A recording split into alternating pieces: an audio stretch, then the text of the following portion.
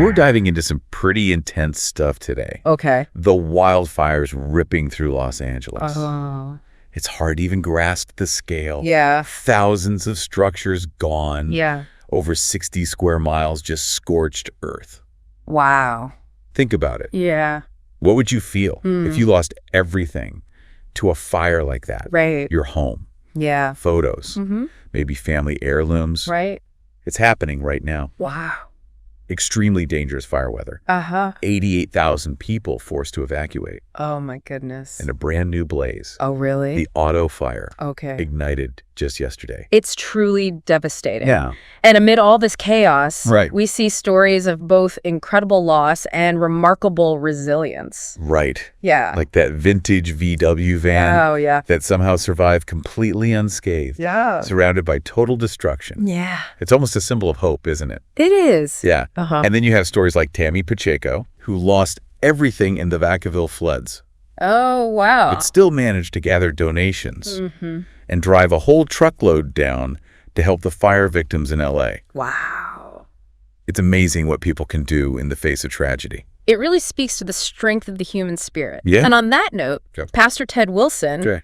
the leader of the Seventh-day Adventist Church, released a statement about the fires. Okay. He expresses deep sorrow for those affected, but he also sees these events through a different lens, Okay. a spiritual one. He does. Yeah.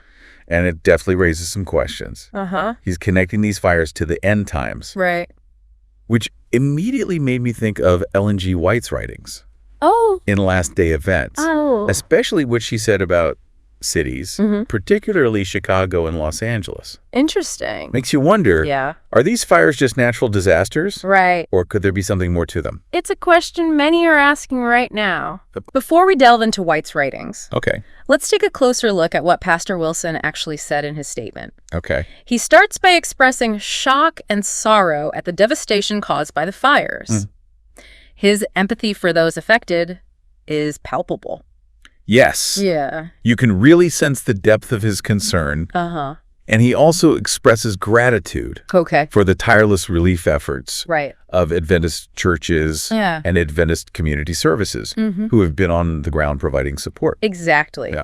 And this is where things get interesting. Okay. Pastor Wilson interprets these fires as potential signs of the end times, urging everyone to pray. Okay. This naturally leads us to Ellen G. White Okay. and her book Last Day Events, Right. which contains some very stark warnings about the future of cities. Her words are eerily relevant in light of what's happening in Los Angeles, wouldn't you say? They are. She paints such vivid pictures of destruction, Right. almost like she witnessed it firsthand. Yeah. And her warnings about cities like Chicago and Los Angeles are particularly striking. Okay. She cautioned against investing in property in these cities, suggesting that they could face significant destruction in the future. It's hard not to draw parallels between her words and what we're seeing unfold today. Yeah. Are these fires a direct fulfillment of her prophecies, or perhaps a glimpse of what's to come? Right. It's a lot to process. It certainly is. Yeah. And it begs the question, Okay. how should we interpret these events? Pastor Wilson seems to see a direct link to the end times, Okay. while others might view them solely as natural disasters. Yeah. We need to be careful about attributing any specific event to prophecy, Right. as it's a complex and nuanced issue. You're right. We can't jump to conclusions. Uh-huh. Ellen White herself advised against making definitive pronouncements about the exact timing of specific events. Right. But her warnings about the inherent dangers of city life are quite clear and concerning. Absolutely. Yeah. She saw cities as hubs of sin and wickedness, increasingly attracting God's judgment. Right. She also spoke about their vulnerability to disasters like earthquakes and, yes, fires. Okay. In fact, she strongly recommended that people leave cities and seek refuge in rural areas. Which is a pretty radical idea, even today. It is. But what's interesting is that she also recognized that not everyone could immediately uproot their lives and leave the cities. She didn't advocate for abandoning those who remained. Right. Instead, Yeah. she stressed the importance of continued work in urban areas, Okay. specifically spreading the gospel and aiding those in need. And that's precisely what we see happening right now. Right. With the Adventist churches and community services actively assisting those impacted by the fires. Yeah. It's like they're living out her message of hope and service amidst the chaos. That's a very insightful observation. Thanks. And it speaks to a deeper layer in White's writings. Her focus wasn't solely on escaping judgment, but also on the spiritual well-being of people in cities. Yeah. It's a more nuanced perspective than many might realize. It is. There are so many details in Last Day events that bring her vision to life. I'd love to hear more about those details. Okay. It sounds like she really did have a clear picture of what the future might hold. One striking example is her vision of buildings. Oh? Even those deemed fireproof, being consumed by flames. Wow. And she warned of social unrest and violence erupting in cities, which feels particularly relevant in today's world. Right. It's almost as if she had a glimpse into our current reality. It's chilling, isn't it? It is. And her warnings about cities weren't just limited to physical dangers. Right. She also highlighted the need for churches and schools in urban centers, places where people could find spiritual and intellectual nourishment. Yeah. It's like she was saying, Right. yes, cities are perilous, Right. but they're also filled with people yearning for hope and guidance. Exactly. Yeah. She recognized the complexities of city life, acknowledging both the dangers and the opportunities. And that brings us back to the situation in Los Angeles. Okay. It's easy to get caught up in the immediate crisis, the devastation and loss. Right. But it's also a time for reflection, Yeah. a time to ask ourselves how we can be a force for good in these uncertain times. You're absolutely right. It's a time for action, for helping those in need, and for sharing that message of hope that Ellen White champions so passionately. But before we go further, Okay. there's another important piece to this puzzle that we need to consider. Ah. Yeah, You're referring to the investigation into the root cause of these fires, right? precisely. Okay. The CBS News article we have mentions that scientists at UCLA believe climate change played a role, Right. but that the fires would have been severe even without it. And officially, the cause is still under investigation. Okay. Yeah. It reminds us that even with seemingly straightforward events, Right. there are often multiple factors at play. It's crucial to stay informed, It is. to be open to different perspectives, and to avoid jumping to conclusions. That's such a crucial point, Yeah. especially in our current age of information overload, Right. where misinformation spreads so rapidly. It does. We need to be discerning consumers of information, actively questioning and seeking the truth.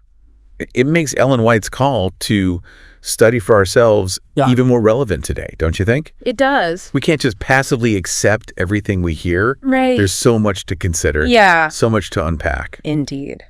And that leads us perfectly to a final thought-provoking question for you to consider today. Okay. Given everything we've discussed, Ellen White's warnings, Pastor Wilson's statement, these devastating fires, the question becomes, what should our response be? That's the million-dollar question, isn't it? It is. Should we take White's advice literally and start packing our bags for the countryside? It's not quite as simple as that. Right. Remember, White herself acknowledged that not everyone could immediately leave the cities. Right. And even if we could, Yeah. would that truly address the underlying issues? Wouldn't we simply be bringing our own potential for sin and wickedness with us? That's a good point. Yeah. So maybe it's more about an internal shift than a geographical one. Right. Like, are we focused on building fireproof structures in our lives? Okay. Those metaphorical ones made of pride, materialism, self-sufficiency. Right. Or are we building on a foundation of faith, community, and service? Things that can withstand any storm. Exactly. Yeah. It's about aligning our lives with God's principles. Okay. No matter where we are. Right. And remember, White also emphasized the importance of working within cities, spreading the gospel and serving those in need. So perhaps the question isn't just, should we leave? Right. But how can we be a light in the darkness wherever we find ourselves? That's a powerful reframing. It is. Makes me think of all the stories we've heard about people helping each other during these fires. The Adventist churches offering shelter and supplies. Right. Tammy Pacheco, who lost everything but still drove a truckload of donations to L.A. Yeah. They seem to embody that spirit of service that White talked about. They do. Yeah. And their actions demonstrate something incredibly important. Okay. Hope isn't about ignoring or running away from the darkness. Right. It's about shining a light so brightly that the darkness can't help but recede. That's beautifully put. Thanks. And it brings us back to Pastor Wilson's call to prayer. Yeah. Maybe that's where it all begins, with a humble acknowledgement of our own limitations. Right. And a plea for divine guidance and strength. Absolutely. Yeah. Prayer is essential, not just in times of crisis, but as a daily practice. Right. It helps us stay connected to God, to discern His will, and to receive the strength we need to face whatever challenges come our way. Okay. But how do we translate this into action? Right. What does this actually look like for our listeners? Well, if we consider Ellen White's warnings about the vulnerabilities of cities and couple that with her emphasis on service and community building, perhaps it suggests a two-pronged approach. I like where you're going with this. Okay. Go on. On one hand, we can take practical steps to prepare for potential disasters. Right. We can make sure we have emergency plans in place, supplies on hand, and support networks we can rely on. Okay. But on the other hand, and perhaps more importantly, we can focus on strengthening our communities. Yes. Yeah. Building resilience, not just for ourselves, but for everyone around us. Exactly. Yeah. We can get involved in local initiatives. Support organizations like Adventist Community Services that are already doing amazing work, and simply be good neighbors. Right. It's about creating a network of support that can withstand any challenge, whether it's a natural disaster, social unrest, or just the everyday struggles of life. And that speaks to a core message in White's writings. Okay. We aren't meant to go through this alone. Right. We're meant to be part of a community, to support each other, to lift each other up. Okay. And that's something we can actively cultivate right here. Right. Yeah, that's a powerful message. It is. It's not about waiting for some grand prophetic event, but about taking action today. Absolutely. But this leads to another question. Okay. Ellen White talked about leaving cities for rural areas. How does that fit into this idea of building community and serving others? That's a great question. Yeah. And I think it's important to remember the context in which White was writing. In her time, cities were seen as places of immense danger and moral decay. Right. But she also recognized that cities were centers of population and influence, crucial for spreading the gospel. Right. So her advice to leave was nuanced. So it wasn't necessarily a blanket statement for everyone to pack up and head for the hills. Exactly. It was more about urging people to carefully consider their priorities and to seek a lifestyle that allowed them to live in accordance with God's principles. Right. For some, that might have meant leaving the city. Okay. For others, it might have meant finding ways to create a sanctuary within the city, a place where they could live their faith and serve others. So how do we apply that to our lives today? Right. The world has changed a lot since White's time. It has. Cities are still complex and challenging. They are. But they also offer incredible opportunities for connection, innovation, and, yes, service. Absolutely. Yeah. I think the key is to find that balance. Okay. To be aware of the dangers, but not paralyzed by fear. Yeah. To be engaged in the world, Okay. but not consumed by it. And to always, always remember our primary mission. Right. To love God and to love our neighbor. It's a lot to take in. It is. But it's incredibly inspiring. It's like Ellen White's writings, even though they were written over a century ago, are still speaking to us today. They are. Challenging us to think critically about our choices and our responsibilities. They are. Yeah. And perhaps the most important takeaway is this. Okay. We have agency. We have the power to choose how we respond to these challenges, how we build our lives, and how we impact the world around us. And maybe, just maybe, those choices, those small acts of kindness and compassion are the most powerful signs of the times. It really puts things into perspective. It does. So much of what Ellen White wrote about resonates with the world we live in today. Right. But she didn't just offer warnings. She also offered guidance. Yeah.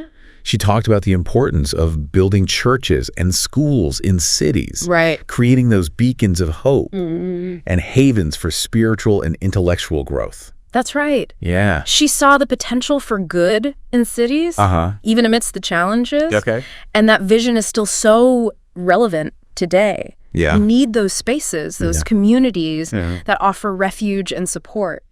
And it's not just about formal institutions, is it? It's not. It's about being a good neighbor, reaching out to those in need, creating that sense of belonging and interconnectedness. It's about multiplying those small acts of kindness and compassion. Right. Those ripples that can eventually transform a city. Absolutely. Yeah.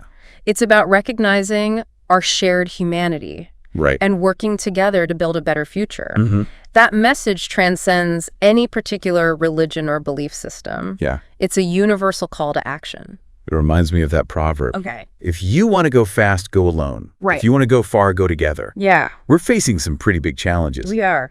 But if we can tap into that spirit of unity and support, we can overcome them. We can. Yeah. And maybe those efforts, those acts of kindness and compassion will be the most powerful signs of the times. Right. The signs that we're choosing hope, that we're choosing love, that we're choosing to build a better world. That's a powerful thought to end on. It is. But we don't want this to be the end of the conversation. Not at all. Okay. We encourage you to explore these ideas further. Read Last Day events for yourself.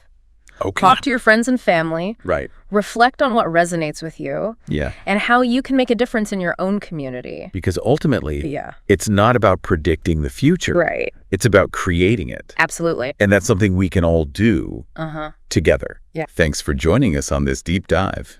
Thank you.